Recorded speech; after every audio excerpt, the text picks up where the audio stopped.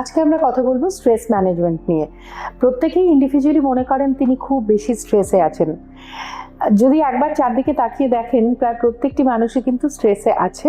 কারণ এটা খুব ইম্পর্টেন্ট বুঝবেন যে আপনি যখন স্ট্রেস ফিল করছেন তখন আপনি চাইছেন যে আপনার এনভায়রনমেন্টটা পরিবর্তিত হোক। এটা প্রথমে আপনাকে স্বীকার করতে হবে that you cannot change your environment, but you can of course change your interaction with the environment or your response to the environment. যখনই আপনার মনে হচ্ছে যে স্ট্রেস বিল্ড আপ করছে, আপনি কিছু নিয়ে খুব বেশি দুশ্চিন্তা করছেন, তখন দেখবেন যে আপনি আউটকাম নিয়ে ভাবছেন, অথবা আপনার আশপাশে যারা যেভাবে আপনার সঙ্গে বিহেভ করছে সেটা কেন হচ্ছে বা সেই রিলেটেড স্ট্রেসে ভুগছেন। প্রথম হ্যাপিনেস আসে ভেতর থেকে।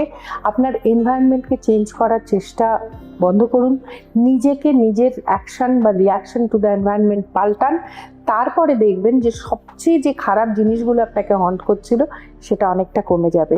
Regular exercise is a good stress buster, এবং একটা পজিটিভ এনভায়রনমেন্টের মধ্যে নিজেকে রাখার চেষ্টা করুন, তবেই ভালো থাকবেন।